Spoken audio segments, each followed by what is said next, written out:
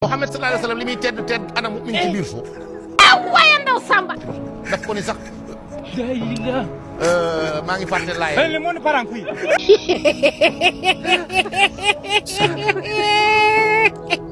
Père Ngor xamoo dara xamoo sa aad mais Mame Mbaye Niang yow seen projet bi yàq Ousmane Sonko ñu bëri dañuy jàpp ne projet bi nii projet politique la ñu bëri ci Sénégal yi loolu lañ jàpp yow loo ci xam yow. déedéet ñi ànd ak moom loolu la ñu bëgg a wax sénégalais yi.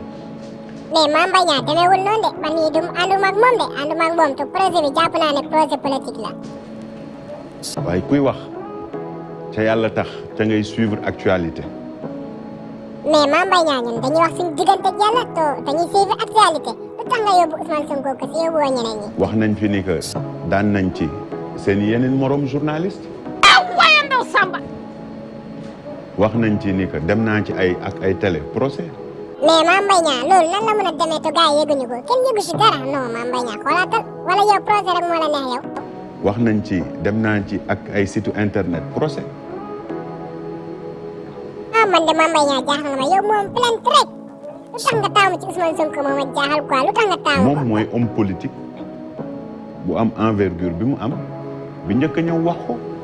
ok yow daal bokk nga ci Macky Sall def nga li ngay def benn homme politique war a ci wax quoi ku ci wax nga yóbbu ko ci yoon ñu jàpp ko. te ba mu koy wax njàngam ak jaar-jaaram waroon na tax mu xam ni que lii du dëgg. waaw Mame Mbaye Niang aca waxal Ousmane Sonko moom lay dégg waxal ak moom lay dégg wax ko li nga koy wax rek. parce que yow munoo wax ni que da ngay jiite parti. bañuñ ci na nga def ñu ngi tane. nga wax ñëpp ni que leader politique nga sa xam-xam bënn na. waaw Mame Mbaye Niang loolu moom ñëpp seede nañ ko Ousmane Sonko jàng na am na xam-xam ci nu gouvernement bi di doxee waaw.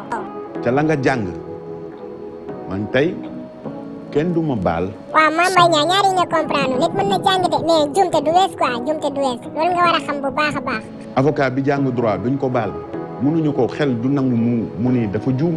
waaw Mame Mbaye Niang yow est-ce que yaa utiliser sa xel bu baax a baax nga ne jumte du wees yàlla rek moo dul jum moom wàllu woowu la jàng ci wàllu woowu la doon liggéey. waaw loolu kay jeexal na wax ci li nga xam ne ci loolu nga nekk yàlla ci loolu la lay tegee ay nattu loolu nga war a xam Mame Mbaye. donc mënuñu ko xel mënta nangu ni que mu def erreur yooyu damay fàttali ni que. Mame Mbaye ñëpp daal d'accord nañ ne projet bi moom projet politique la mais est-ce que Ousmane Sonko kese nga mosal amal problème yu mel nii. problème bu mel nii am naa ko ak président Idrissa Seck. ah oui. Mame Mbaye ku ñëpp tëb li nga tooy de moom mais projet boobu kañ la woon xanaa loolu yaa gën a fekk ñu juddu xanaa. en 2019 bi élection yi desee 7 mois ma nekk ministre du tourisme maa ngi damay ree parce que damay.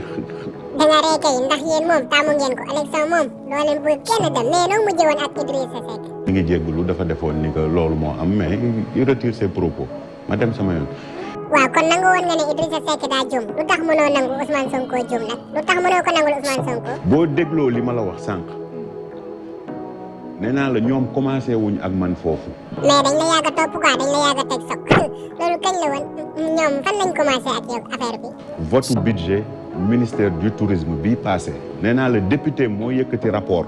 ci assemblée ba lañ ko commencé woon kon rapport am na ma yaakaaroon ne rapport amul sax du loolu nga wax.